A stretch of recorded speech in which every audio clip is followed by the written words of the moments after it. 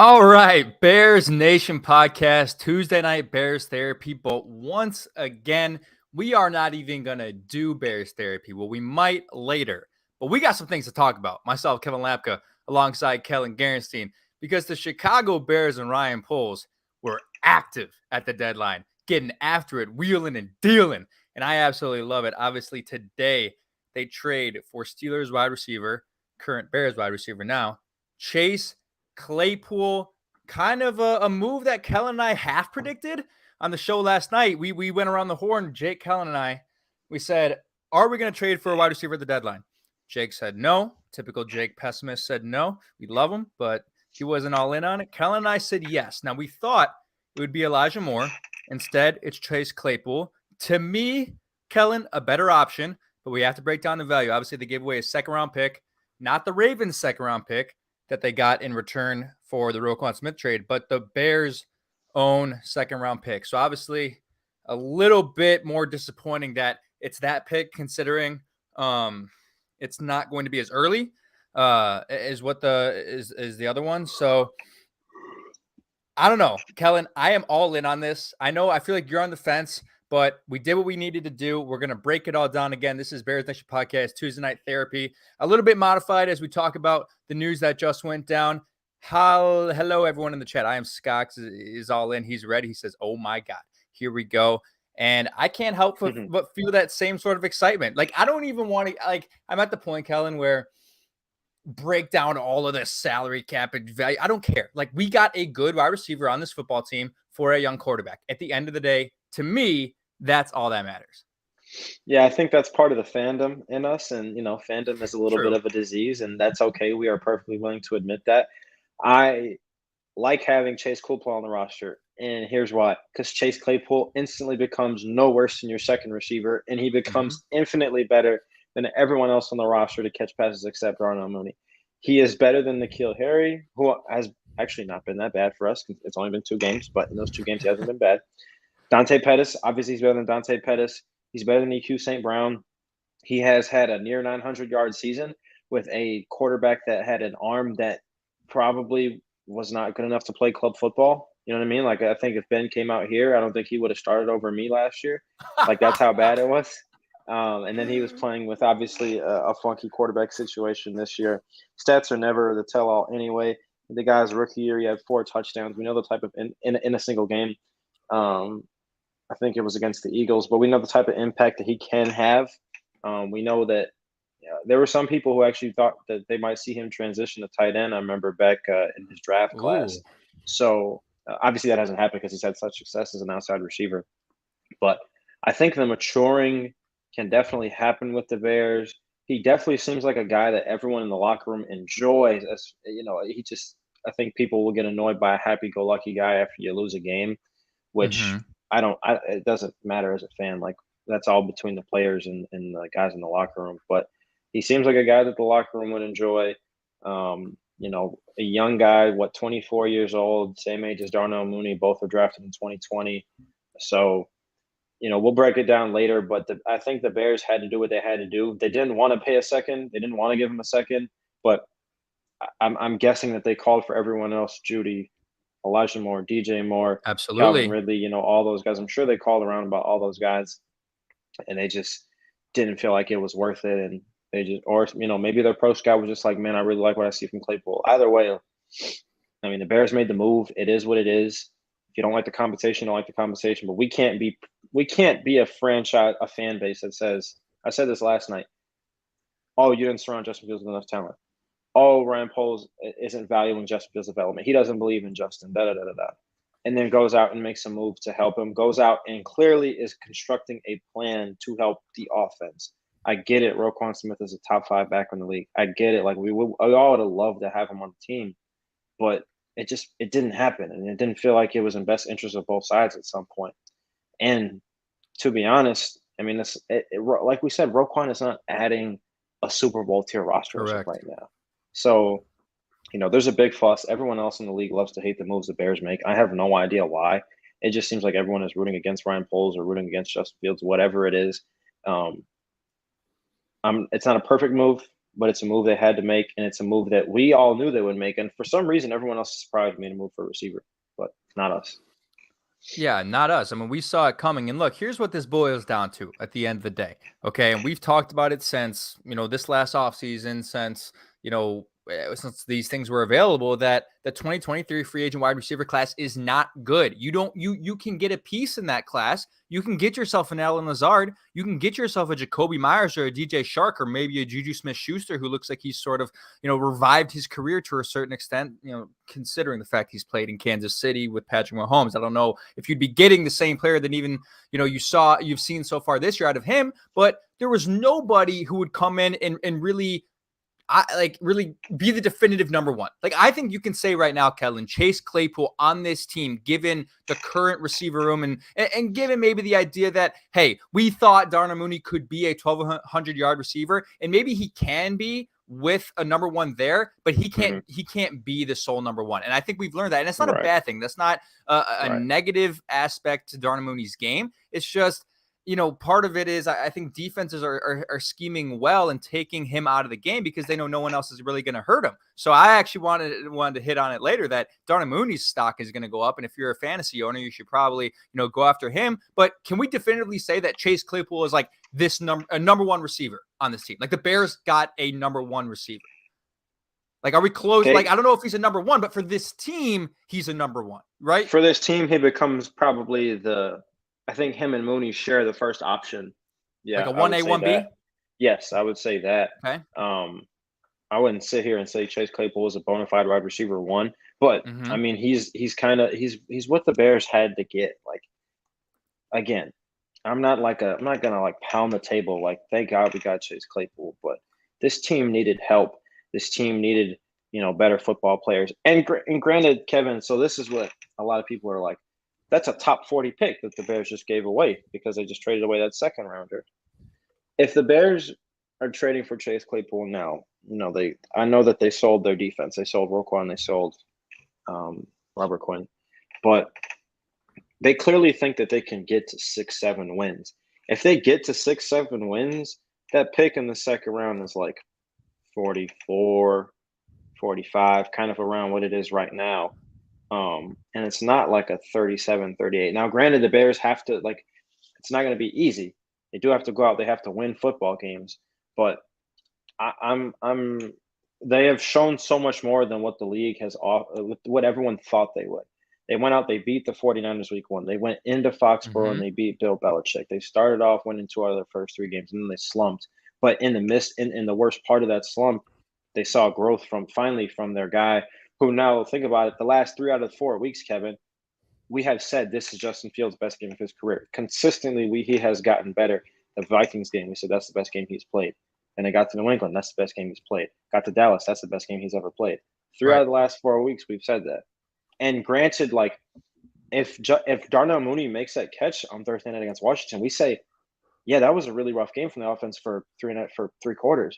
But Justin Fields just came back and won us the fucking game. So now that's 4 weeks in a row. Obviously hindsight 2020, whatever. Good point. We're in a position now where we can really see growth from our quarterback. And so the thought process now is do not let Justin Fields grow bad habits. Because you know what happened? The last time that happened is Mitch Trubisky became that guy. Mitch Trubisky became the guy with the footwork that couldn't settle in the pocket. He wasn't good at finding the space. Just had these bad habits with lower body mechanics, and they really messed with his throws. And he had those bad habits from that first year, and it just never got out. And obviously, Mitch wasn't as talented as Justin Fields is. But as far as that goes, that this is a move that says we need some help. We don't think we can get it in free agency, and the receivers in the draft, like we talked about last night, are not looking that great right now. This is not the draft looked okay, not the free agent class. But even the draft, I mean, we talked really? outside of those first 4 guys who are all falling, by the way, except maybe Quentin Johnston, but JSN hasn't played. Jordan Addison has been he hasn't played his way higher, and Kayshon Boutte is finally coming into his own now. But after those 4, you're not talking about a second round that was like in 2020 and 2021 with T. Higgins and even guys like Denzel Mims and Laviska Shenault, who people thought could be playmakers, Elijah Moore, Rondale Moore, Diami Brown. Like, this is not that draft class, at least from what I know now. Maybe it becomes that, or maybe, I mean, I haven't been to the draft as much as I usually have been because of work. But, you know, the first round is where the receivers are, and you have to value that. You have to understand that. And if that's what they said in the room, but there's not a lot of guys where we have picks at, and we need to spend that first rounder on a receiver. We pay some guys in free agency on the line because there are better options on the line than there are at receiver in free agency. So I think that's the thought process now. And obviously, this is us trying to quote unquote cope as Bears fans. This is our copium, is trying to get in their heads. But as a fan, as Bears fans, and finally being excited to have a guy under center to have what feels like an organization that cares about offense, a coach that values having a balanced attack. This is cool to see. This doesn't happen in this franchise.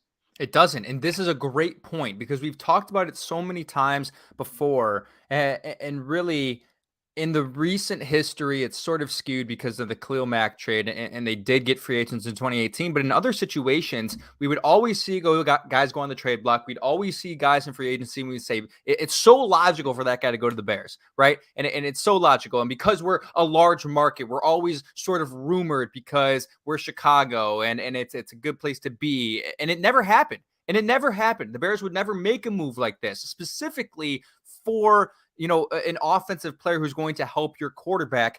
It would never, you would in season, you know what I mean? Like I'm talking about in season stuff, really. Like, think about it. Like, when was the last time you can say, hey, something was really struggling for this team offensively in season? They recognized that and did something immediately to make the team better. Like, in the recent history, my answer to that is 2017, the Bears receivers were terrible and we signed Dontrell Inman. Exactly.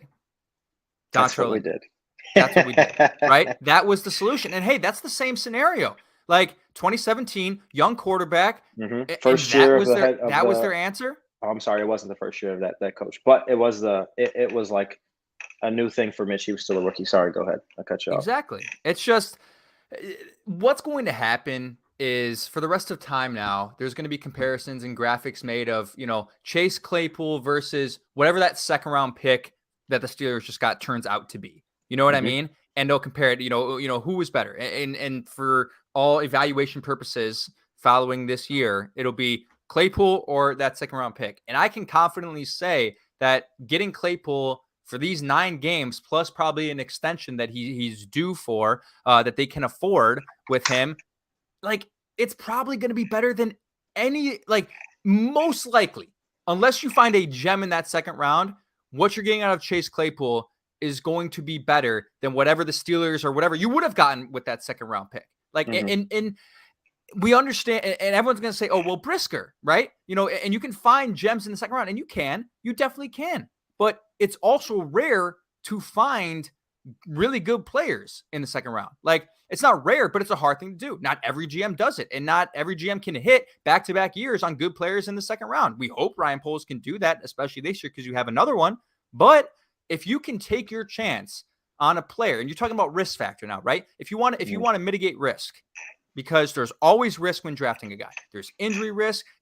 He looked great in college. He got to league. He just doesn't have it. I was talking to, Dwayne Brown and, the trainer for Jaquan Brisker and Aaron Donald. And he told me a lot of things that happen with a lot of these guys is, they're hungry in college and then they get to the NFL and they get complacent. And like, that's something that will never show up in the combine. It'll never show up on the stat sheet. It may not even show up in interviews, but the moment they get that bag, the moment they realize they made it, some guys just get complacent. And you're every time you draft a guy, no matter how good you think the pick is, it is a greater risk than going after and getting a guy like Chase Claypool, who had back-to-back 800-yard seasons to start his career with quarterbacks like Ben Roethlisberger in those 2 years. And now this year, he's off to a slower start because he's had Mitch Trubisky and he's had an offense led by Matt Canada that doesn't really know how to operate and utilize him to his strengths.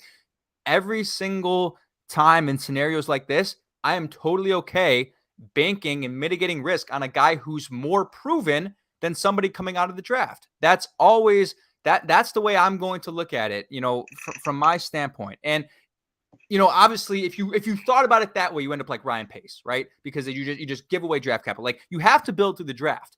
But in the scenario that the Bears are in, and this is why it's important to evaluate this given the situation, is you don't have leeway to take any more risks. Like, you have to go out there and get a guy who is productive, right? Because I just mentioned it. And I still think they're going to take a wide receiver in the first round. I still think they're probably going to spend on a lower end free agent wide receiver, sort of, you're looking at maybe an Allen Lazard is a name that I kind of threw out there because we saw EQ St. Brown come here from Green Bay. Allen Lazard is probably not going to stay there. And why not come back to Luke Getsy next year? I think that's a good name.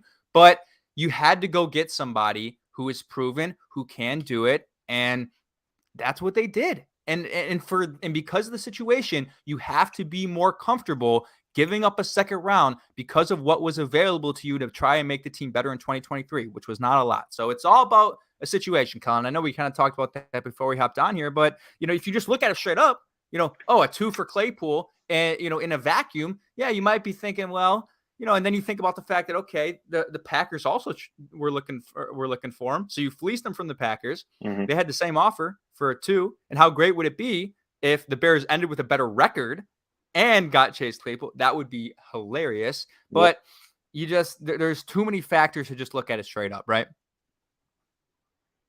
Yes.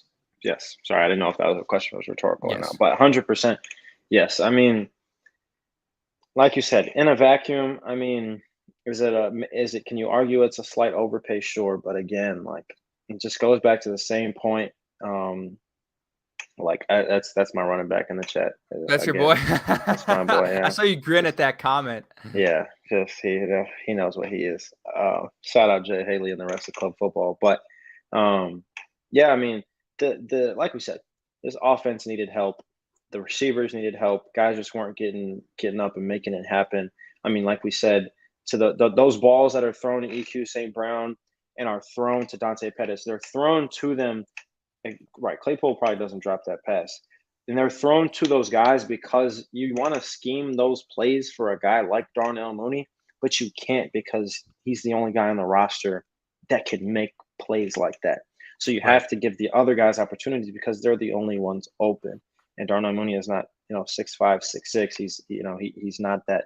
He's very good contested catch wise, but he's not a guy that is like a big bodied receiver that's going to go get it. So I think it's very important for this offense. Not the type of guy that I think, like how we talked about with Judy, that kind of separates a little bit quicker instead of with the ball in the air. I think Claypool is a guy that separates a little later into his route, but he's still a big, fast guy. And I'm sure that Justin, Demo said that Mooney and Justin are the last ones off the field every day. And I'm sure at some point Justin is going to pull Claypool aside and be like, hey, come on, meet the three of us. And it's the three of us now. You know what I mean? And, maybe hopefully it'll grow and become something a little more than that. And someone told me, or I think my brother was texting me like, I'm kind of worried, he's got this year and then next year and then he's on a contract. Well, if he plays good enough into a second contract in the NFL, that's a damn good problem to have. For him to be 26 and for him to let's say by the grace of God he gets to 1,000 yards, he has an 1,000-yard season next season, in his prove it year. I'd imagine that Mooney will be re-signed at the end of this offseason, and then Claypool's year will be a prove it year. And if they get a guy, then they'll keep him, because they'll have that rookie on this rookie contract, the receiver, whoever it is, JSN, Kayshon Boutte, blah blah blah, doesn't matter. That guy will be there for another 3 years. So you can pay those two what you want, what you need. And another thing is, I really don't know how the Bengals are going to pay T. Higgins. I really don't. Right. We talked about that. Yeah. I know the cap we're getting into the memes like the cap is fake because teams are just kind of paying everyone willy-nilly now. But they haven't paid Joe Burrow. They have to pay Jamar Chase.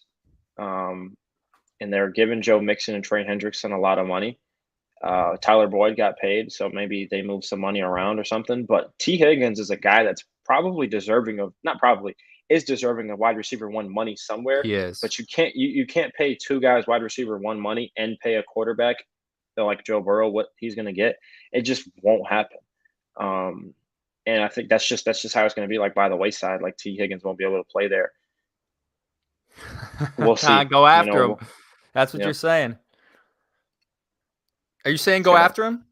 Yeah, absolutely. I'm saying I'm at the end of next season because next season will be T. Higgins' contract year. If like Claypool doesn't work out, or just for the fucking hell of it, because you're gonna have all the money, in free agency. And I don't think Cole Kmet will be back after 2023. No I don't, shot. I would unless doubt it. he plays his way into that. But as of right now, I don't see that happening. Yeah, I mean, shit. TJ Hawkinson's a very good tight end. He's a top 8 tight end in the league. He's a very good combination of blocker and catcher of the football. And the Vikings got 2 4th rounds in addition to him, but they traded away a second and a third. And Yeah, the that was. I Lions, mean, yeah. So if you that was compare weird. it to that, if you compare it to that trade, And the Lions are a quarterback away is the part I don't understand. Is the Lions are a quarterback and maybe a good head coach away.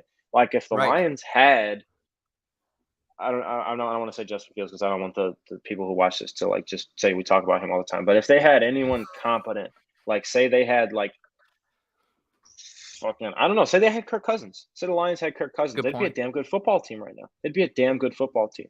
They'd be Their similar defense is to what the bad, but Vikings are. Their defense yeah, is okay. bad.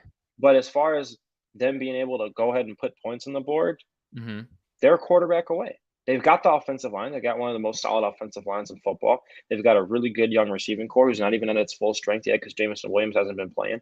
I didn't understand that trade for the Lions. They have 2 really good running backs, one who's still on the rookie contract and DeAndre Swift. I didn't get it. So I thought the Vikings won that trade 100%, even though they traded away a second and third. But I mean, Irv Smith went down, and they got desperate. You know, it's a problem. It's fine when they do it, but it's a problem when I do. Right. You know, like that's the classic meme. What meme is that from? It's a problem when they do it. It's a TikTok thing. It is a TikTok. Yeah, I forgot about that. But Chase Claypool here again. So, to know what you're getting out of it, because even a guy like Jerry Jeudy or even a guy like Elijah Moore or some of the other people that, we liked in the offseason, like none of them have the size and possess exactly what the Chicago Bears need at the receiving position. I mean, Chase Claypool is 6'4", 238. So you said something earlier that kind of, popped in my mind. You said, well, and it might have been somebody in the chat. Well, Chase Claypool makes that catch against the Commanders. And you're right. And do the Bears allow more than 12 points in that game if Roquan Smith is not on the team? Like, I don't know if you can if it's fair to make the case that Chase Claypool is more impactful to your team than Roquan Smith is. But given their current situation, given how inept the receiving core is, and given what matters this year, which is the development of Justin Fields, you can make the case that for the remainder of 2022, the player more valuable to your team as far as how it impacts not just what occurs for the rest of this year, but for the following years, is Chase Claypool. To get a receiver and to again, solve all your questions. If the front office still had questions going into this of whether Justin was the guy, despite the past 2 games, despite everything, right? If they still had questions, right? Solve all those questions, get your quarterback a guy, prove that you're all in on him. And then if he flourishes, if Justin Fields starts to look more, if he starts to build on these performances and turns into, a guy by the end of the year who is looking like a top 10 quarterback because he's played like a top 10 quarterback the past 2 weeks. And if he sustains that because Chase Claypool is catching balls in the end zone that Dante Pettis can't catch, is running routes that EQ St. Brown can't catch, I don't care if you're giving up 50 points a game because Roquan Smith isn't out there. He is more valuable to what you are trying to achieve right now and what you are trying to answer before you head into the offseason. And that's a scorching hot take in this town because we're infatuated with linebackers because of the history of the franchise, and we're infatuated with their impact on the defense. But in this defense, a dying impact as the game grows every day, the off-ball linebackers' impact becomes less and less. Right. Like, and I also think we were having this conversation with my friends. To me, tackles is kind of like a bland stat. Like everyone's gonna say, "Oh, well, he led the league in tackles." Yeah. Well, I like it. Yeah, it's a good. You're right. He was at the ball. I mean, the guy might have gotten a first down, but he made a tackle. Their D line is not good. Yeah, that's their D line isn't good. They're getting back there every damn play. That's what's going on. Right. Roquan's a great football player. But yeah, he is. I'm not bashing him. I do want to I think he's a good football player, but for this team, as of right now, what they're trying to build, and Ryan Poles has been around the league. He was with the Chiefs, who drafted Nick Bolton I think in the second round, and Nick Bolton is now top 10 off-ball linebacker in That's the guy football I as of wanted right in the now. draft, man. Nick He Bolton was is on a my very mock. good football player.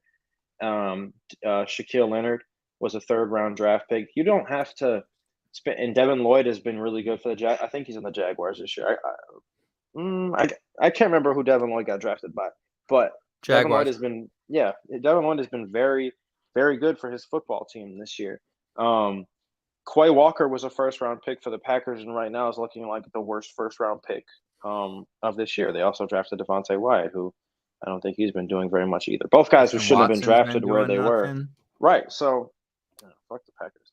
But as far as positional value, and again, this is my friends will be like copium, cope, whatever. Off-ball linebackers in this league, you cannot value them you cannot value having great off-ball linebackers on your team over having playmakers at receiver for a young quarterback. And then everyone will be like, Claypool isn't what you think it is. Da, da, da, da. He's so much better than what the Bears have had. He's so much better than what the Bears have got. And quite frankly, yeah, you had to make a move for somebody because, like what we said, the lack of the free agent market in next year. And I actually checked a couple draft boards. There's a few names that might pop up in round 2, but not a lot that I'm familiar with At as off of ball? right now. At No, at receiver? receiver. So say they took like Paris Johnson or Skronsky with their first pick, so as a tackle. So then you have to get a receiver second round most likely. But regardless, those guys, you just have to trust what they're doing. Are you going to like every move that they make? No, but I was fine with the Roquan trade. I was fine with the Robert Quinn trade. This one was compensation-wise probably my least favorite, but it's still a move that I'm totally fine with and totally happy that we made. Right. And here's a good comparison, okay, of what we're kind of talking about here. It just popped in my mind when you're talking about getting your young quarterback help and seeing the impacts of that. Tua Tagovailoa before last year, what was for many people a bust, right? He's underthrowing every ball. Maybe he's not a bust, but he's not ever going to live up to what people thought he could be, right? After last year, that was the narrative. That was 100% the narrative. Do the Dolphins go out and in the draft get themselves a linebacker or get themselves a defensive stud? No. Tell me, look at the weak side linebacker for the Miami Dolphins right now, Jalen Phillips. And Jalen Phillips isn't a bad player, but they allocated resources to offense. They gave him the best wide receiver in football right now in Tyreek Hill, and they drafted Jalen Waddle, and all of a sudden, Tua Tagovailoa, at least before he was concussed, led the league in passing yards, right? And that's an understanding. And I think Ryan Poles sees situations like that and is like, hey, you know what? This is the way now, right? You can win with stellar offense and average defense. And that's what we've been talking about for years now in the NFL.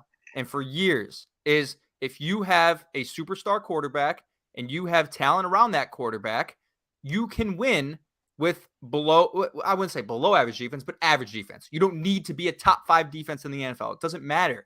So this, again, it just proves what can happen when you surround your young quarterback with pieces, with guys who are going to help him. And that's the specific thing about Chase Claypool is how he can help Justin Fields. Is I said he was 6'4", 238. You watch Chase Claypool's highlights, which I'm sure many Bears fans have after today. Just go watch his highlights. 90% of those plays are he's blanketed by a cornerback and he's just coming down with the football.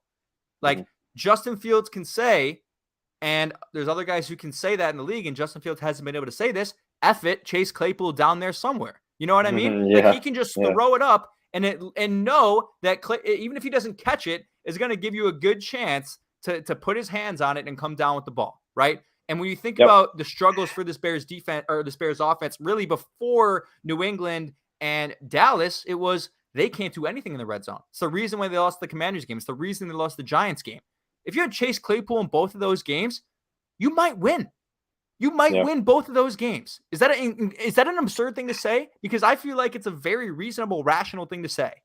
No, I don't think people. I think even though people know how bad Bears receivers have been, unless you watch them pretty consistently week to week, you don't know how really bad they have been and how we were relying on Emir Right. Smith-Marset a couple weeks ago to get us some catches. Dante Pettis has not been good. EQ St. Brown has not been good. These guys and N'Keal Harry's been hurt, but when he's played, he's been better than what we thought he'd be. But these guys are just not getting it done. They're just not getting it done. And we feared that. That was what we feared, Kevin. We tried to be optimistic. We tried to say, hey, maybe Luke Getsy can find a way to get these guys open. And so far, that hasn't been the case. They haven't been able to get open. They haven't been able to make plays. So I think Claypool does a lot for your offense as far as designing your best players to get the football, because there's a lot of throws where I'm like, damn it, why isn't that throw going to Darnell Mooney? And it's obviously because he just doesn't have the freedom to do it right now. So, we'll see. I mean, look at what the Vikings are doing with Justin Jefferson. And again, not saying Darnell Mooney, Justin Jefferson, not saying that Chase Claypool is Adam Thielen, which honestly at this point they're probably on pretty similar levels. They also have KJ Osborne, who's very good, and now they're going to have TJ Hawkinson. They have Dalvin Cook. So just see what they're doing. I know Justin Jefferson hasn't caught a touchdown since week 1, which I just found out today. But it doesn't matter because the guy caught like 30,000 passes in the first half against the Bears, and that's the impact that he made. So just look at what they're doing. Look at how they're able to scheme their best player open because they have guys that are respectable. So hopefully we see more of that. Hopefully Getsy can figure that out pretty quickly. Is he going to play Sunday? Do we know? Yeah, he has to play. I mean, he's traded before Wednesday. They haven't even really practiced. They probably had a walkthrough today. First day of full practice is tomorrow. He'll play. I mean, he's going to have a full week of practice just with the new team. I hope so, man. He has to play. He absolutely has to play. It's a tough matchup anyway. You're going up against the Dolphins. But here's 3. I'm going to read you these 3 situations, okay? As we talk about, I think organizations understanding when you have a young quarterback, you have to surround them with talent. Here's 3 examples of that, all right? The Arizona Cardinals draft Kyler Murray, and what do? Immediately after that, they trade for DeAndre Hopkins. And look how that turned out for them. They started the season, I believe, 12-0 last year, or 11-0. They went on that crazy run, okay? Case number 1. Number 2, Josh Allen. You got a guy who's a young quarterback, has all the talent in the world, struggling a little bit, doesn't really have the pieces around him. What do the Buffalo Bills do a couple years after he was drafted? Get you Stephon Diggs.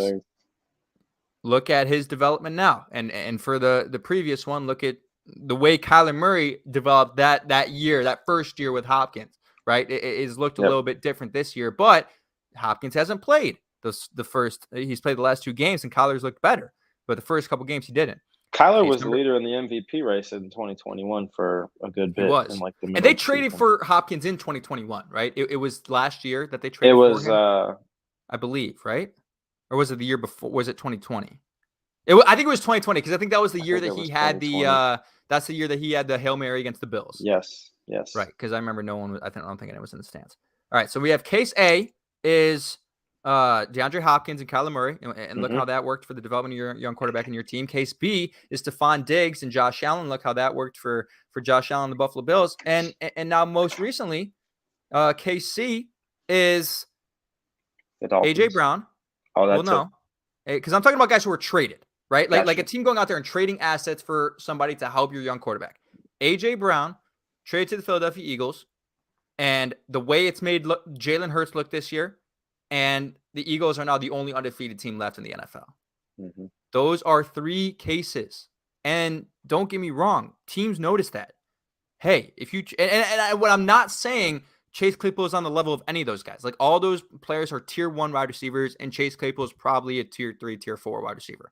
I'm not saying that, but it's just this general ideology and mentality that we have a young quarterback, we have to invest in him. And even if it means you give up a little bit more than you want to, you got to do it. You got to invest in him, and the results will come. And if they don't, then he's a bust. If Justin Fields ends up sucking, he ends up sucking. But I don't think that's going to happen. They're at least showing the effort to invest in him. That is what all these teams that have gotten off to hot starts the past couple of years have done. And I think the Bears recognized that and just did the same. Yeah. Yep. I'm fully with you. I mean, Again, they had to do it. They had to do something to help their quarterback. And people will say, well, they're not even trying to win this year. They can't compete this year. Why are they doing it? Again, the future matters. The draft class, free agent class. Again, you can't just spend money to spend money. And you'll say, well, they just spent the second round pick on Chase Claypool. You got me. Like, what do you do? You got me. But like, I mean, you can't go out and spend, like we said, like 60 million on Juju Smith-Schuster for 3 years. Even if he is playing better right now, we can't do that. We can't force ourselves to do that.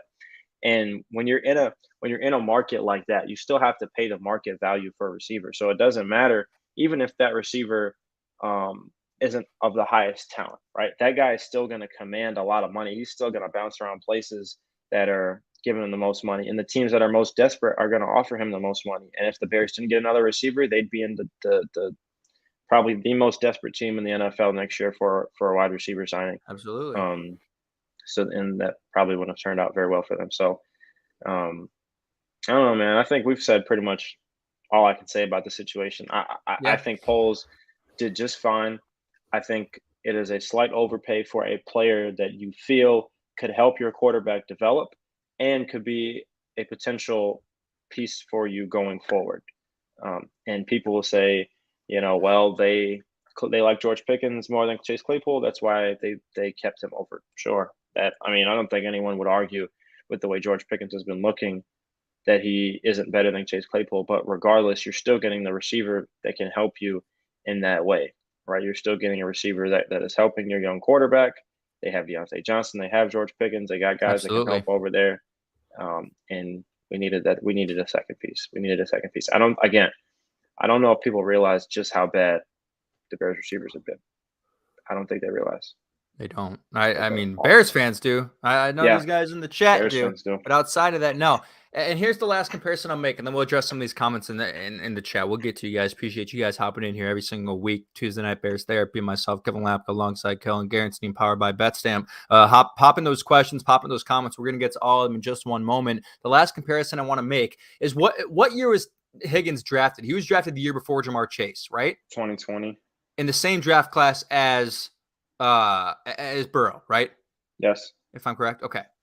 So you remember everyone always last year talked about, well, you watch what the Cincinnati Bengals did going from a 2-14 team to making the Super Bowl, and you look at the Bears and you start to kind of everyone, or I'm going to do it because we're in the business of comparisons here in the media sometimes, and I'm going to do it.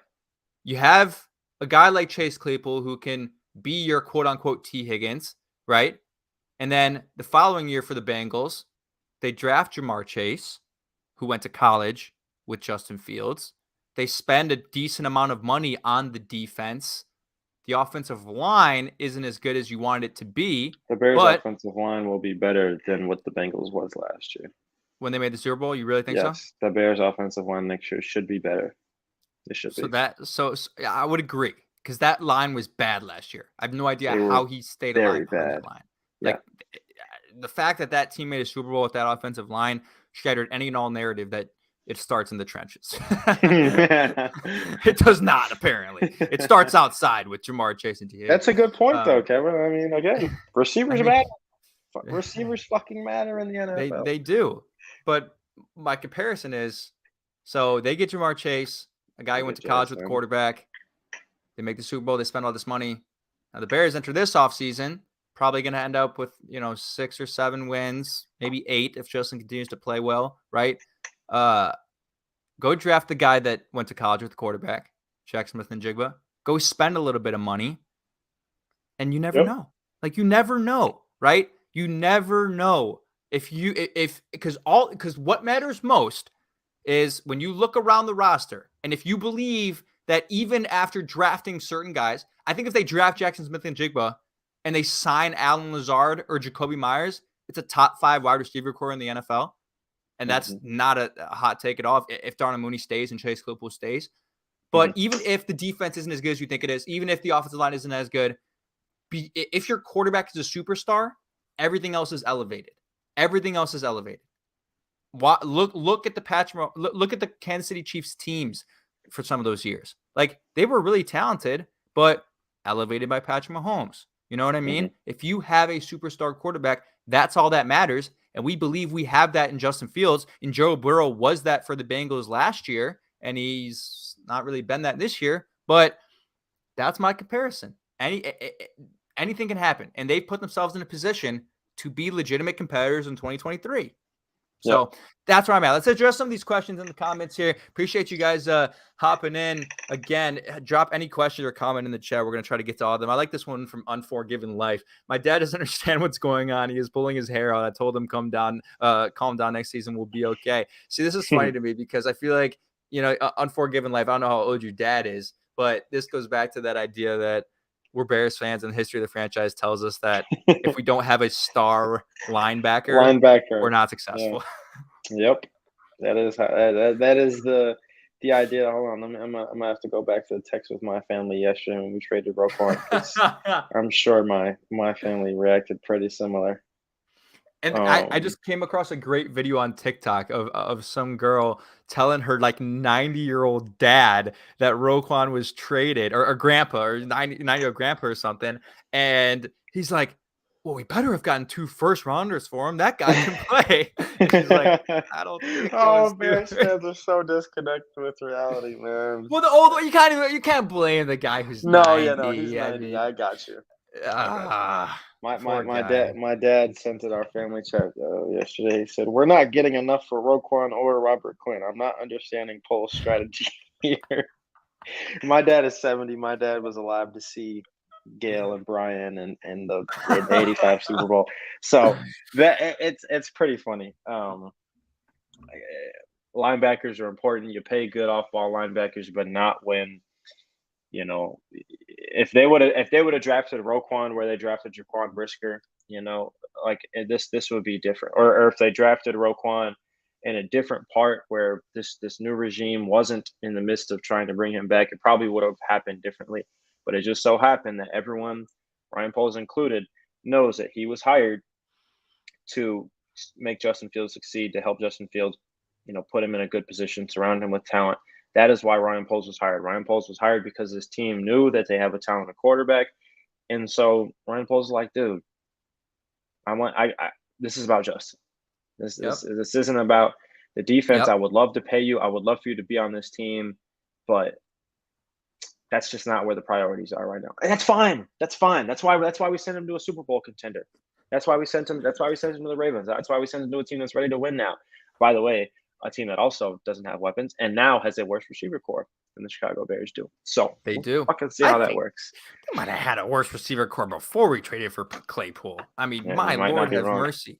Bateman put up a donut last week. Devin Duvernay was their leading receiver outside of Mark Andrews. I think Bateman got hurt, didn't he? I don't know. He might have. He wasn't on the field. You're right. Because I had a parlay placed with him in it, and I was like, dude, just get your 25 yards, please. He's gonna miss multiple weeks. I just Oh, is he? Looking at a headline now with a foot injury. Yeah. So that makes sense. And here's the other thing about that too, right? Everyone's so upset that the Bears traded away the Ravens, the Bears second round pick instead of the Ravens second round pick, because the Bears probably wound up picking earlier in the second round, and the Ravens, might end up picking later. But again, it's not the Philadelphia Eagles. They're not 7-0. They're a 5-3 team, and their offense with a lot of weaknesses. To be honest, with a lot of weaknesses. And I tweeted that. I was like, they're vulnerable. They have some decent wins this year. They went toe to toe with Buffalo, but that's a team in a very good AFC conference that could potentially, if the cards fall the wrong way, miss the playoffs. Yeah, or just like it happened last year in the first round, just like it happened last year, right? So let's relax on this whole. The poll sucks because they traded the Ravens first or the Bears first round pick and not the Ravens one. You got to let it play out. There is a chance that everyone's just assuming. It seems like everyone's assuming the Ravens are going to win the Super Bowl and you're going to pick last in the second round. That is not going to happen. They're not winning the Super Bowl. They might make the playoffs and win a game, but the Bears are in a position right now where they're getting better.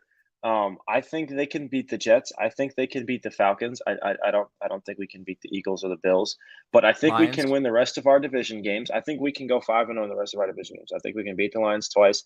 I think we can beat the Vikings, or that would be 4 though. 4 I think games. we could beat the Vikings. Our Vikings. I think we could beat the Packers. I think we could beat the Lions twice. I think we could beat the Falcons. That's 5 more wins. Let's say they win 4 of those. They win 7 games. They win 3 of them. They win 6 games. You never know what can happen in the NFL, man. And I don't know what the Ravens' schedule looks like, but I put $25. I bet a friend that the Bears pick would not be a top 40 pick in the NFL draft this year. It would not be a what? The Top second 40. rounder? The second rounder that they gave away to the Ravens. So like I bet that the Ravens would not be picking inside the top 40 for their second round pick. The Bears, you mean? You bet the Bears would not be picking inside the top 40. No, because now the Ravens own that, or the Steelers own that pick. Sorry. Oh, So okay. I The see what you mean. Steelers own that pick, and the Steelers would not be picking. There you go. The Claypool trade. Right. So I think they can. Is he a Steelers fan, and you're trying to tell them that pick's not going to be as high as they think? No, they just hate polls for whatever fucking reason. It's the same type of deal. They just won't get on. There's a total disconnect between me and I respect all of these guys' ball knowledge. I respect all of their opinions on football, but we are on completely different sides of what the Bears are doing right now. And I told them, I was like, the Bears are going to trade for a receiver today. They're like, well, why would they do that? They're not knowing now. That's because, you know what, Kevin? It's because we do fucking research. That's because I know what the hell's happening in the NFL. Hey, you tell them, bro. You tell them. But and I want to put this tweet up on the screen.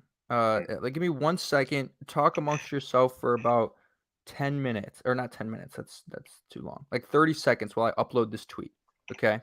And it explains what you're talking about the national media, right? And how there is a disconnect, and there always is, because we do more of our. Hey, wait, Trevor Lamarche. Hey, just let you guys know it's our pick. Yeah, that's what we're saying. That's what we went through. Yeah, that's what we're saying. Yeah. We gave up the Bears. So the Steelers will not be picking inside the 40. Inside the 40, right? Because they own that pick. Fucking yes. Yeah. It was kind of I think I might have said it. I think I messed that up myself. One of us might have messed it up. Thank you in the chat for helping us clarify. I'm trying to see if I can drop this in here. Let's see if it's. I don't think it's gonna drop in, but I'll show it to you, Kellyn. If you can see that, can you read what that says? Chase Claypool going from Kenny Pickett to Justin Fields. Like this national Fields and the Bears continues. Right. And there's other like NFL memes on Instagram, which is a great account, like an iconic account. It's so funny.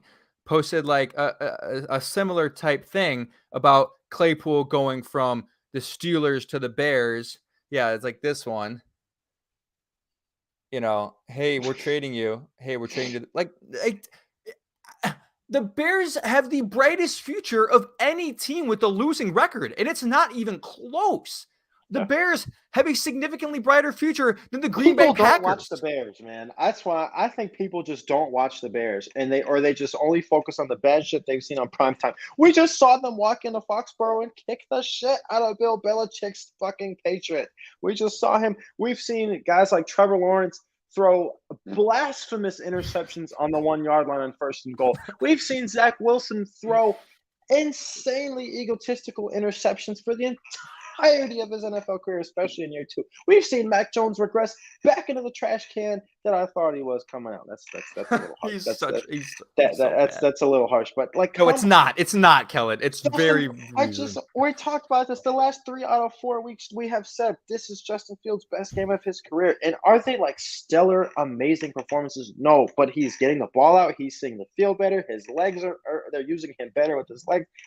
His throws seem to be more accurate. His deep ball is better. Look at the touchdown to Pettis. Look at the throw to Bayless that was missed. Come on. What is the NFL people thinking outside of Chicago? They don't watch the Bears. It's because it fits their narrative. It fits their narrative, and it just fits their narrative. You know what I mean? People thought that the Bears were going to be like 1-7 at this point. But no, they've beaten the 49ers. They've beaten the Patriots. What are we doing? What are we doing? I don't get it. I don't get it at all. Trevor Lamarche in the chat. What do you think about Calvin Ridley? What a weird trade. Man, good trade for the Jaguars.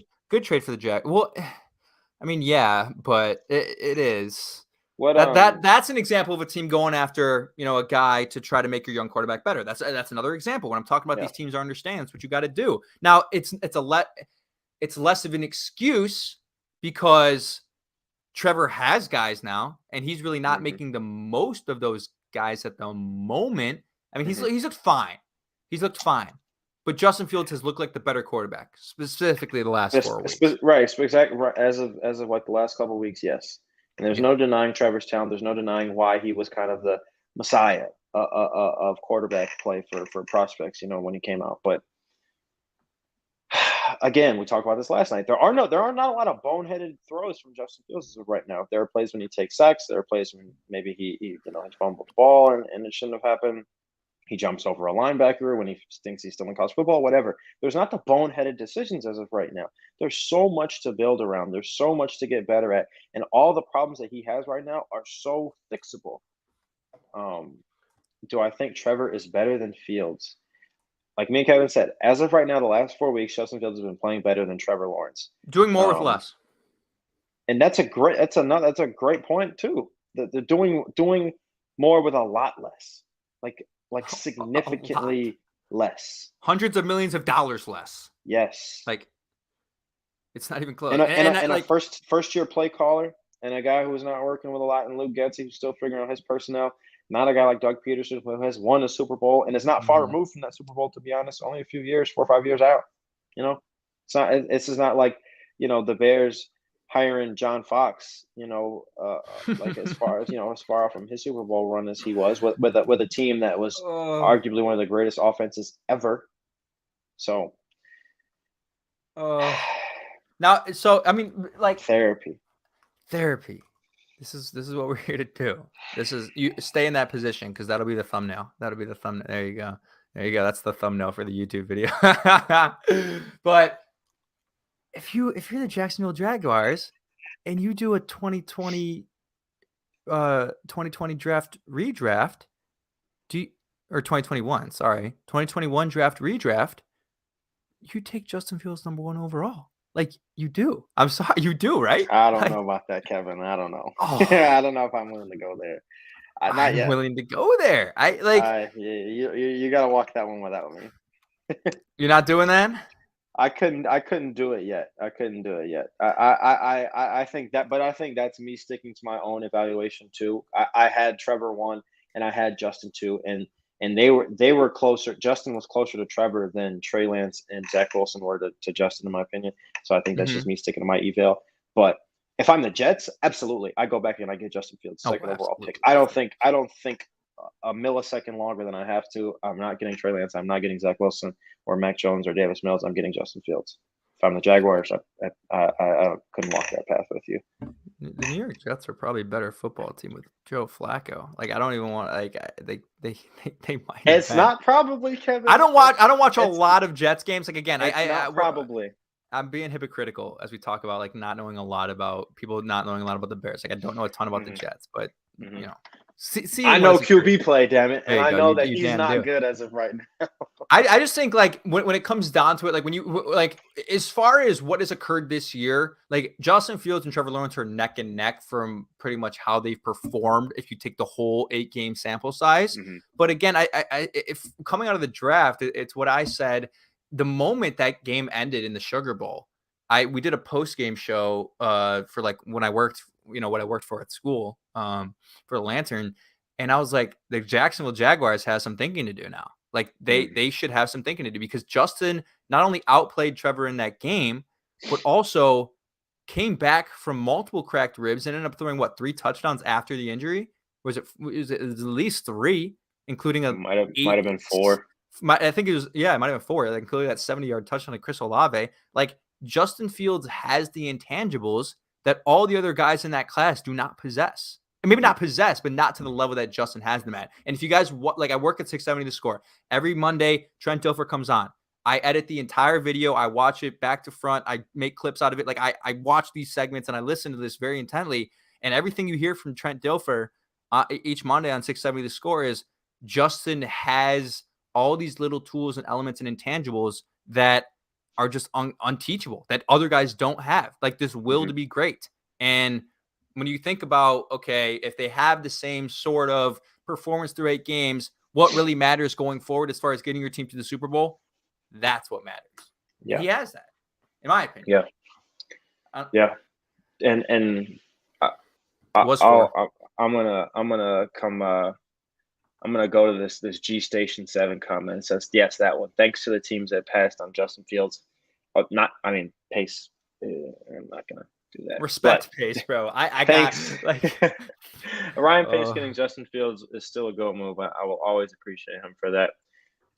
But the narrative, I cannot wait for the narrative to become, not only did the Jets and 49ers pass on Justin Fields, the Falcons passed on Justin Fields, the Panthers passed on Justin Fields, the Broncos passed on Justin Fields. I can't wait to give Ben Albright shit about the Broncos passing on Justin. I can't wait for it because that day is coming, man. That day is coming. He's only getting better every week. He's been playing a lot better with a lot less. He's feeling more comfortable. He didn't run a lot at Ohio State because the backups he had weren't. I don't think Coach Dave felt like super safe, running Justin because they didn't have backups that were near his caliber. The Panthers definitely need a QB. The Falcons they all need quarterbacks. They all need quarterbacks. It's just ridiculous. And so now we're getting to see Justin Fields operate an offense that is truly, catered to him. And the Buckeyes didn't really have to do it because they had such a good zone running game with J.K. Dobbins in 2019 and Master Teague and Trey Sermon in 2020. But there were like bits and pieces. Like his first touchdown as a Buckeye was like his longest touchdown run that he had. The FAU game in 2019 where he took he just made like a zone bash read and he took it almost 50 yards and he went in untouched.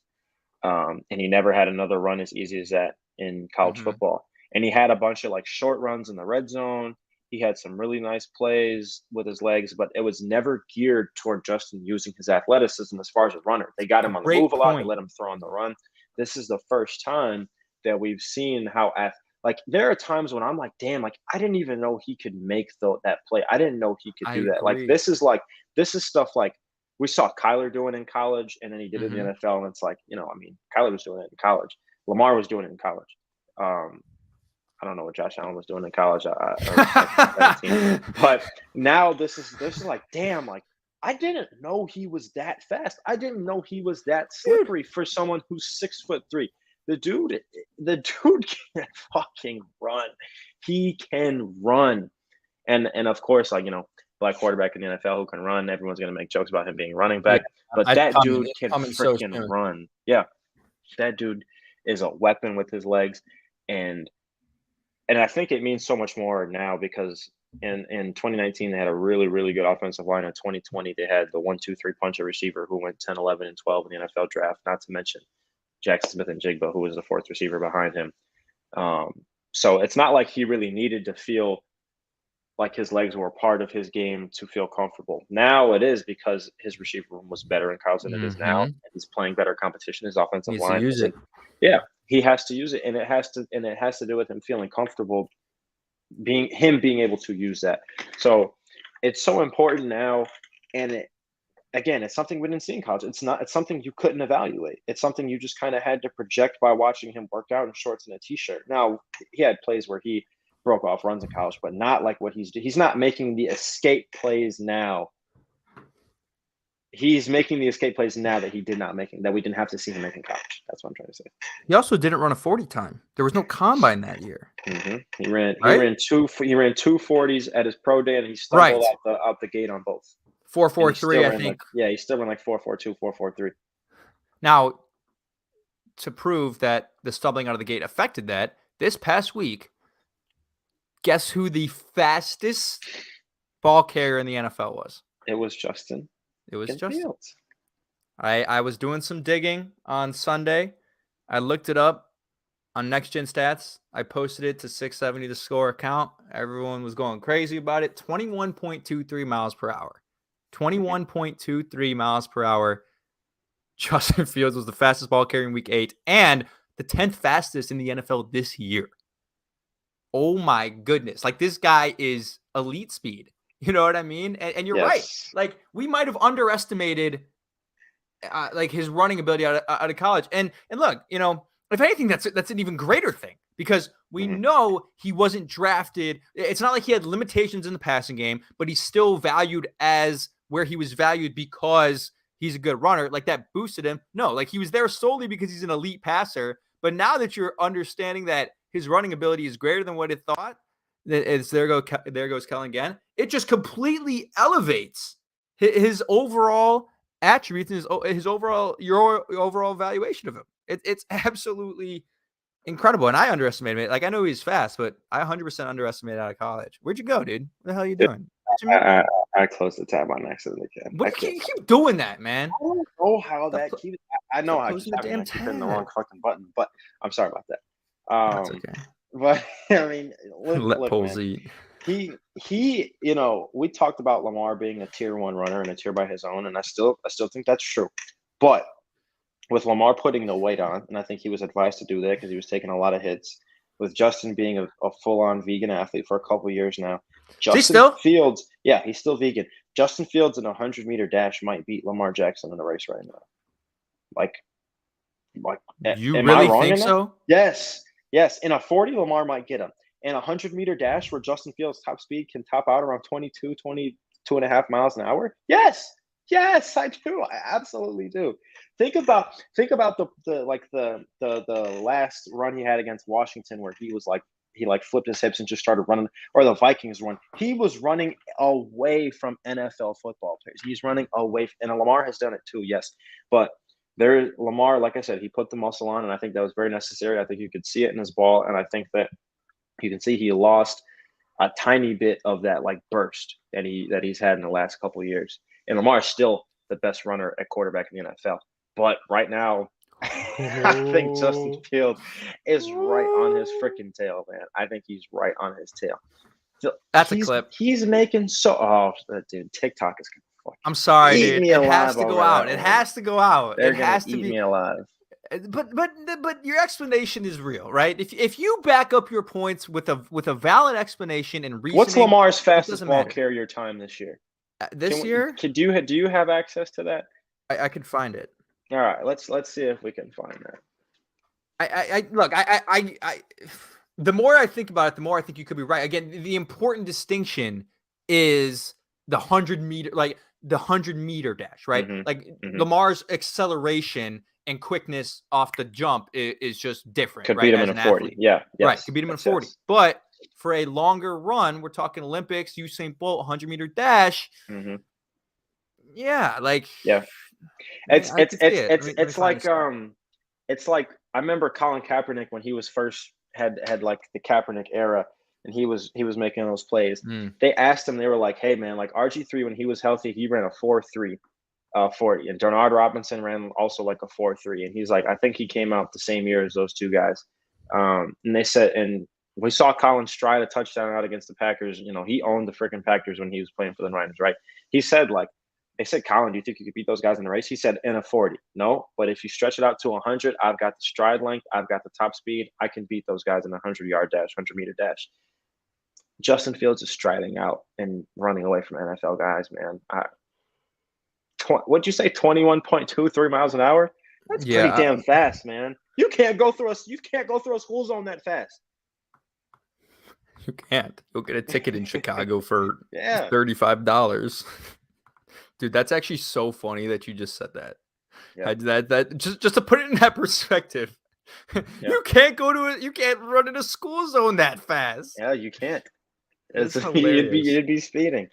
You'd be speeding. Let us know when you find that number. But I'm looking for it. I'm trying to find it. Okay. So this year, I believe his top speed was on a 79-yard TD run. Okay, that happened in earlier in the season, week 2 or week 3. 20.48 miles per hour was his top speed there. Almost a full mile per hour behind Justin Fields. My God, you might be right. Now that they also say the distinction in this article is that was the third fastest of his career.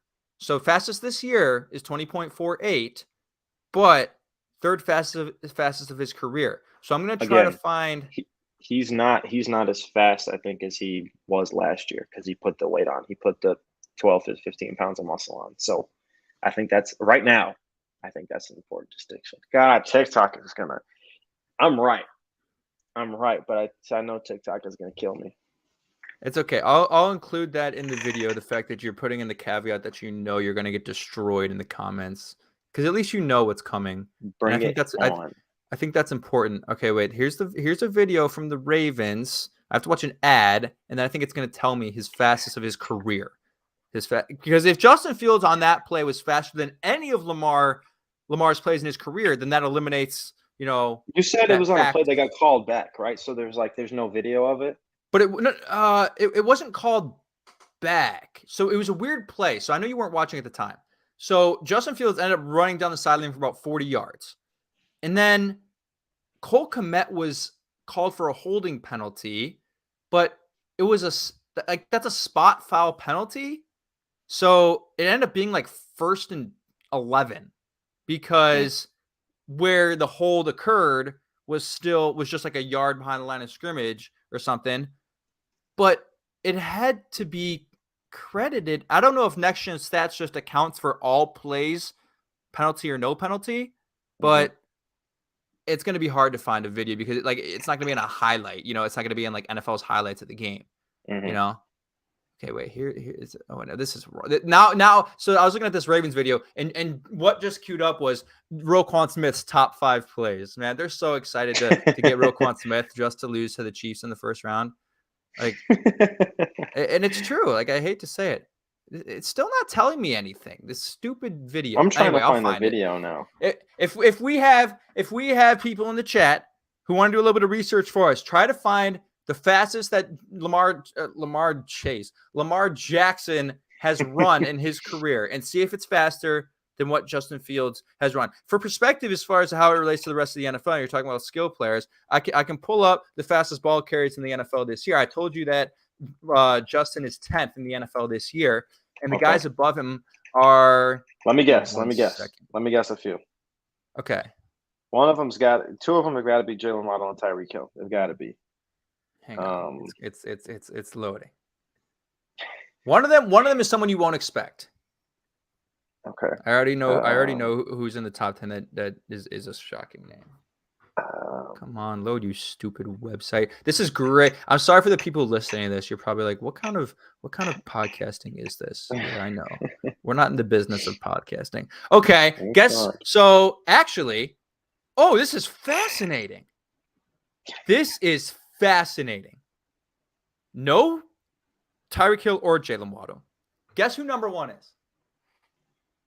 And again, let's remember that these are the fastest speeds reached on a certain play. So it's not like an aggregate.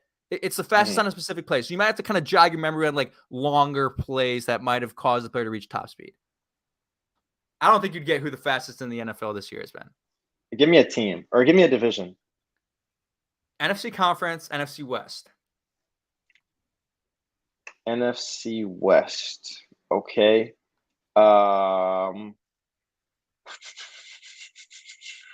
Not Debo. I don't think Debo's got that long speed. Debo's not up there. Tyler Lockett? No. Nope. That wouldn't make Kenneth Walker? Either. Yep. No. Kenneth Walker? Yeah. Okay. 22.09 miles per hour on a 74-yard rush TD in week 7.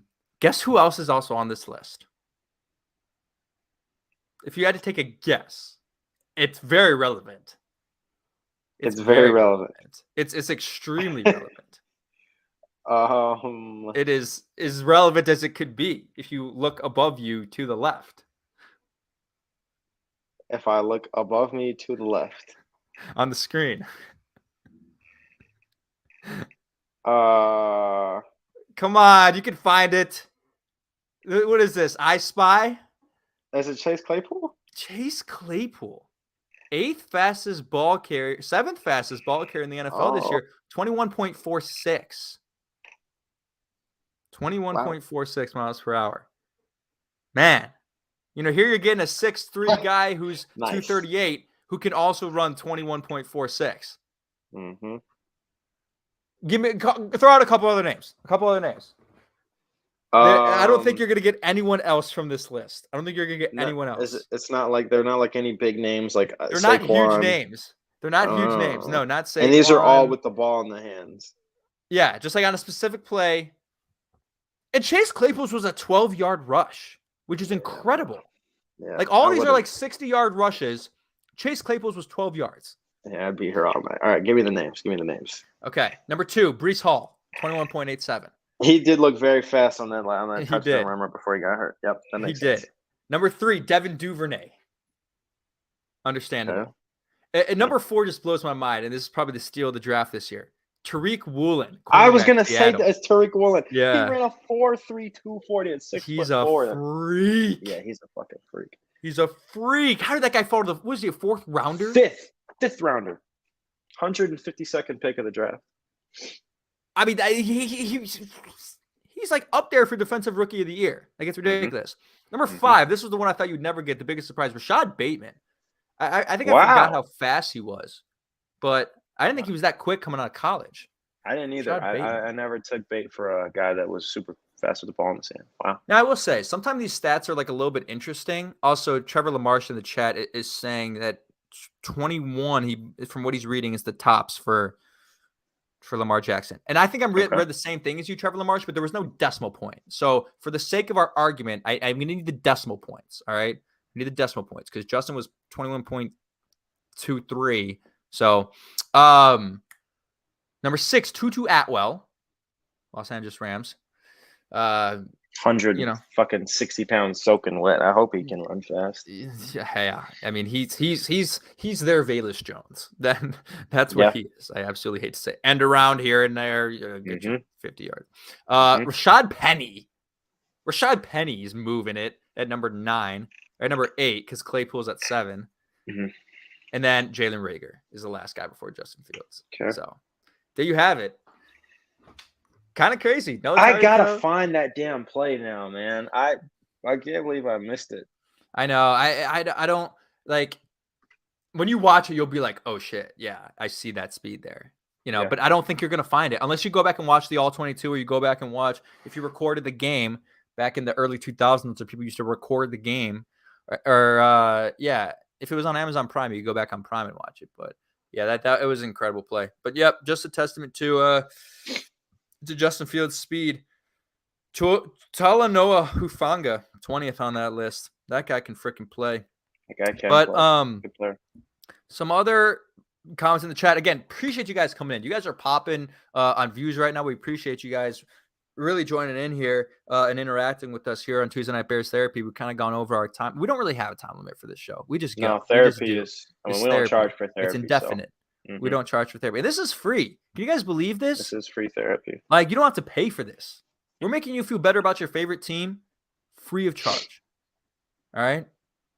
Now, if you want to repay us in some form, drop us a subscription or use code BEARS in the BetStamp shop, or not the BetStamp shop, but when signing up for BetStamp. That would be your way to repay us in a way that also doesn't cause you to. What did you just point at? Oh, the logo. I tried to point to BetStamp. Yeah, there you go. I see it. There it is. Yep. Okay. Yep.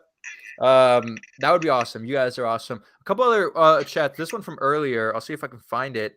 Surprising or not surprised, but glad is Nano CBD that the Bears did not trade David Montgomery. Do you agree?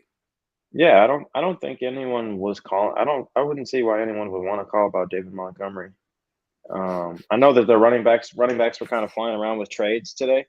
Jeff Wilson, Chase Edmonds. Yeah, exactly. Zach Moss, he was part of Colts. He was part of the Bills trade with Nyheim Hines. Yep.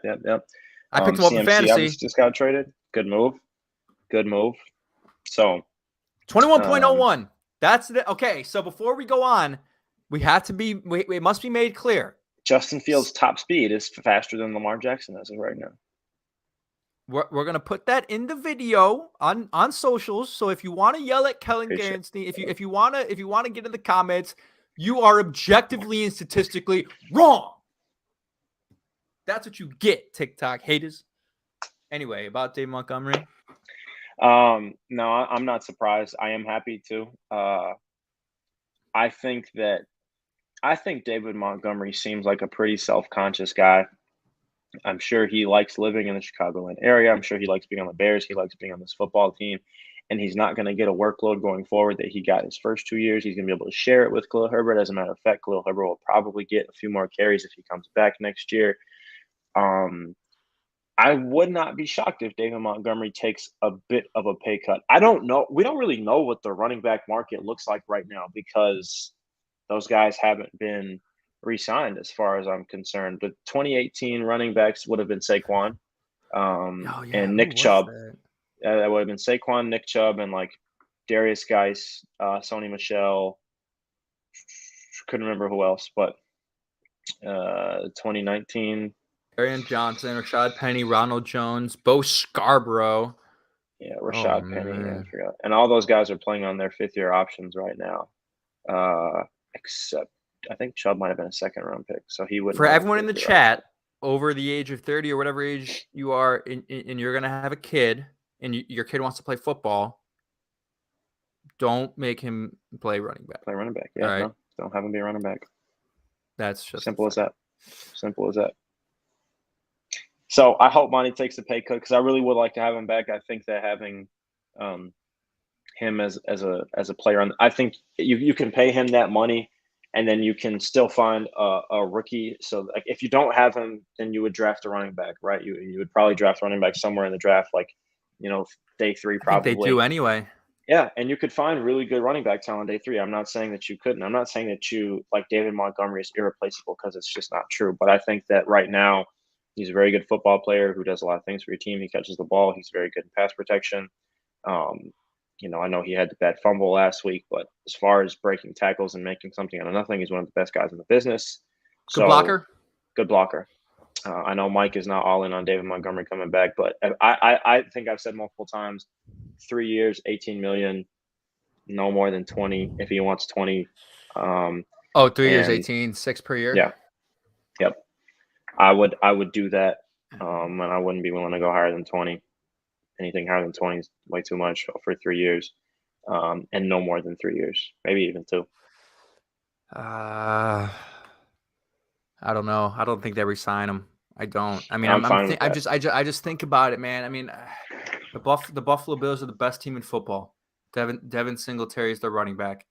Mm-hmm. The Eagles are a 7-0 team. Miles Sanders isn't special. The Chiefs are probably going to be in the AFC Championship. Clyde the Glide, Isaiah Pacheco, fifth or sixth round rookie. Yeah, I'm with you. Jarek McKinnon. Like Khalil Herbert is good enough for you, and you can find a guy who's not again, Dave Montgomery isn't immediately replaceable. You can find a guy who's productive enough. Right. His production is replaceable. I mean, guys, like you don't even have to draft somebody. Undrafted running backs can give you a couple good years all the time. James Robinson just got traded for a 5th round pick, right? Or is it a 6th rounder? Or conditional or something. It was a conditional or something. That guy was an undrafted. Damian Williams, near MVP of the Super Bowl for the Chiefs in 2019. Undrafted, I believe. Yep. Like, was he? Yeah, I think so. And it's like, again, like you have the reason why, Kellyn, why I don't think it's going to happen is you have just in the past couple of days created so many holes for your football team, and you have to fill them. And you'll spend. I think the Bears will spend top dollar on a certain player. Like there will be a player at a position in the free agent class who is top at their position. The Bears will get him. That's my big offseason prediction. Okay, but you are going to spend a lot of money on a lot of different guys. Like you just need bodies, like capable bodies. And you can't, I don't know if you can afford to keep a guy like Dave Montgomery around, even if it is like you can't afford it. You can't. Sure. Theoretically, you can afford it. Financially, with our cap space, we probably can. But if you could give that $18 million to a guy who's comparable in where he ranks among his position group in the league to a defensive tackle or an edge, would you do that? I probably would, yeah. Right. Yeah. Right. I'm with you. So I don't know. It's interesting. We'll see what happens. And look, if David really understands the market, but at the same time, like it's really weird. Like I don't think every team understands this line of thinking yet. Like we've seen it through the trades the past couple of days. Like teams are still willing to give up a lot of assets and pay a decent amount of money for a guy that they think can improve their backfield. Yeah, and we've seen it in the draft too, like the Steelers drafting Najee, who right now is not good, and Travis Etienne is a good player, but probably still not really worth a first-round pick that the Jaguars spent on him in 2021. There was no first round pick last year for a running back, I believe, right? Correct. Breece Hall was the first running back, I Breece think, Hall in was the the first second running round. back. But where does, why am I blanking on his name? Texas running back. Bijan Robinson? Bijan. Where does he get drafted? Like, this guy is one of the better running back prospects coming out of the draft in a decent while. Yep. I don't think he should be a first rounder. I don't. I wouldn't take him. I wouldn't. It doesn't mean he's bad. He's a great football player. He's the best running back prospect since Saquon, in my opinion. Yeah. No, I wouldn't take him in the first round because running backs don't matter. And I know that's contradictory to what I just said, paying David Montgomery, but I'm trying to say that you underpay David Montgomery. If I'm just a team and I'm looking at my team and I say, and like the Chiefs in 2020, if I have the luxury to pick a running back at that spot, I have the luxury to add someone to one of my rooms. The fucking Chiefs could have had T. Higgins. What? Imagine Travis Kelce, Tyreek Hill, and T. Higgins. Are you kidding me? The year they took Clyde? Yeah. T. Higgins was the 33rd pick of the draft. Clyde was the 32nd. It's crazy, isn't it? It's crazy. He wasn't even that good of a prospect. Clyde wasn't. No, Clyde was picked over Jonathan Taylor and DeAndre Swift. And I know Swift has been hurt, and I know Taylor hasn't been what he was last year. But they're both better than Clyde Edwards-Helaire. Also, J.K. Dobbins is better than Clyde Edwards-Helaire when healthy. Go Bucks. There you go. Couple more questions I have for you before we head out of here. Do you gotta go? Do you have places to be, Kellyn? I know it's late. I'll get in the bed eventually.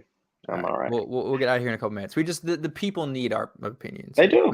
We appreciate you again. We appreciate you guys coming in. If all y'all are watching before school or before work, before you go to bed, in bed, or just hanging out, we appreciate you. However you watch, or if you're listening after fact in podcast form, we love you either way.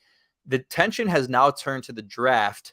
You know, for most Bears fans, they're ready to give up on 2023, and rightfully so. Like the Bears aren't probably going to make the playoffs given the moves that they've just made. I think they'll actually win. I think they'll win it. I think there will be a game they win that they are not supposed to win that will surprise everyone again. Right. Like they might beat the Eagles at could home be this week. Like could be the Dolphins. It could be this week too. Right. Yeah. Exactly right. But everyone has seemed to believe now, including a lot of the hosts at the Score who I work with, that acquiring Chase Claypool now gives Ryan Poles flexibility to draft a different position in the first round. And it's no longer a lock that they draft a wide receiver. I believe that they should, but do you think it's more open for them now to take a tackle, to take an edge, or a 3-tech? And do you think it happens? I think if they don't take receiver, it has to be offensive tackle, especially with the talent there this year in the first round. Yeah.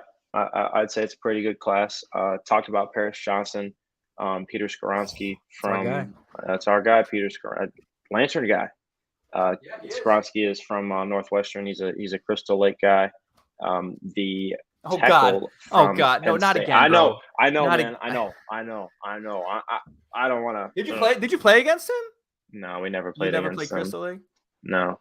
Yeah. I actually think the tackle that I was talking about from Penn State, I think he might be a sophomore still. But eligible?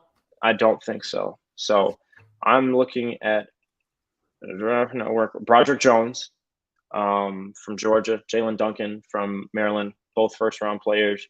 Skoronski's a first-rounder. Paris Johnson's a first-rounder. And then we kind of get into DeJuan Jones territory and like second-rounders. So I think as long as it's a tackle or receiver, we're good. Okay, I'm with you. I just really quick have to say, for those in the chat who do not know who DeJuan Jones is, okay, Kellyn and I both went to Ohio State. We're both been on the sidelines for games. Kellyn works for a team. Like, we've been around these players, like very close to these players. DeJuan Jones is the largest human on the face of the planet. It is ridiculous. He goes to Ohio State. He's an offensive lineman. He is the biggest human I've ever been around. I've been around Greg Oden a couple times at Ohio State basketball practices and stuff. But like, DeJuan Jones is big. Like, he's tall, but he's big. Like, that guy. Like, I don't know if I'd draft him because he's not like probably not agile enough to play the position at a super high level. I don't know, Kelly. I haven't evaluated him fully yet, but like, he's just a huge. Like, I just implore everyone to look him up, because I know at some point in the draft process, people like it's gonna get hooked to the national media about how big he is. At some point, it is going to get around, and I just want people to know about him before. He is, I believe, he is 6'9", and he is a very healthy, whatever he is, 340, 360, 380, whatever he is. Yes. He's very healthy looking guy for his size. Yeah. And like Kevin said, his, maybe the agility will be a problem at with evaluations, but he moves very well for his size, which, as you can imagine, is still probably not as quick as, NFL guys want their tackles to be. But he is a very, very healthy looking human being. So Bears, he's a super nice guy too. He is a great guy. He's a great guy. I love DeJuan. Always says hey to me in the facility, but offensive tackle, receiver, I'm fine as long as they go either one. I don't know if there's an interior guy that's really standing out right now. John Michael Schmitz, my high school teammate who he plays in Minnesota right now, but he'll probably be a day 2 guy. He's a center for them. Played really well last 2 years. So we'll see. Orlando Brown is a free agent. There's some other guys that are free agents on the offensive line that the Bears will definitely be looking at. I'm fine with like getting one more Lucas Patrick level player, as long as that guy can stay healthy for next year, and then as long as that guy is like the 4th best offensive lineman at best that we have, if you know what I mean. I know that was kind of like mathematical gymnastics, but it's not going to be perfect. Like, I'm not expecting it to be perfect. Like, I think they can fix a lot of the holes next year. There still might be one. Like, I felt like in 2018, there were no holes on the offense. We still didn't like have great stats, and I think Mitch was, if you want to call Mitch a hole, you call Mitch a hole. But that offense was doing enough to win games. Allen Robinson, Taylor Gabriel, Anthony Miller, even Josh Bellamy was playing solid that year. Trey Burton, when healthy, was playing really well that year. The offensive line was good. Massey and Leno both had their best year at tackles in 2018. Cody Whitehair, Kyle Long, and James Daniels were all very good football players in 2018. And then you had the 1-2 punch of Jordan Howard and Tariq Cohen at running back. There were no holes. I don't think it'll get to that. I think there will still be like, there's a hole at left guard or right tackle or something. Like, what about Cody Whitehair? I don't know. That's why Ryan Poles gets. I think that's why Ryan Poles gets paid the big money to make those decisions, man. I don't know. Yeah. Maybe we'll have Tom Thayer on for that stuff. Oh, we should. Yes, he told us to reach out to him during the season. Yeah. Maybe during the bye week. He's probably real busy. But that'd be a good conversation to have. I want to know his evaluation of Tevin Jenkins so far. I mean, the guy looks like he's a near Pro Bowler. And really the evaluation of Braxton Jones. Like, I haven't really went back and watched, or I haven't really specifically watched him on Sundays. But I mean, again, for you talk about value, he's starting and he's not bad. And as a 5th round pick, as a 5th rounder, that's from a guy that still has a long way to go from Southern Utah, who's still getting NFL coaching for the first time. He still has some upside. He still has a ways to go before he gets to his ceiling. He's playing starter level left tackle for us right now.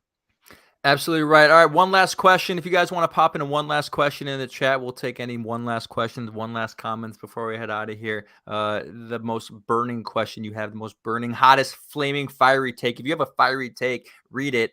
Or we'll read it, and then we'll put it on TikTok, and we'll allow you to get roasted on the internet instead of us two. We're sick of getting destroyed on the internet. It's mentally tasking. You guys don't even know what happened to Kellyn Garrison after he ranked. Well, you know what? That's what we should do. Go back to those rankings that you made and how they've looked so far for wide receivers. What was the order in which you had them? Jamar Chase, Cooper Kupp, Justin Jefferson, Deontay, Keenan Allen, and then I mean, or what was that? yes, I think that's right. And then there was another one I did with like AJ Brown, Yeah, Debo Samuel, DeAndre. DK Metcalf, DeAndre Hopkins, and Stephon Diggs. And I think you put Stephon 1, right? No, I put AJ Brown 1. I think I might have put Okay. Stephon 5 Hard to because he was. argue hard to argue after Yeah, last week with AJ Diggs Brown. is having he's having a really really good season. He is. He's Obviously, the number 1 receiver in fantasy. yeah. So But the first list is not AJ that. Brown's a beast though. AJ Brown is the number 1 guy on that list in my opinion. Still, I'd still take AJ over everyone. So your first list, though, I think it might be right. I mean, Cooper Kupp is probably ahead, but like, given what has occurred so far this year, if you're talking about 2022 alone so far, that list is pretty damn accurate. Damn accurate. Justin Jefferson is. People were really adamant that Justin Jefferson was better than Jamar, and they were kind of on my ass for that. And Justin Jefferson is great. Don't get me wrong; he's a top. Yeah, He's had top moments 3. where he looks like the best receiver in football at times, top 4, but Cooper Kupp is still that fucking guy, and Jamar Chase.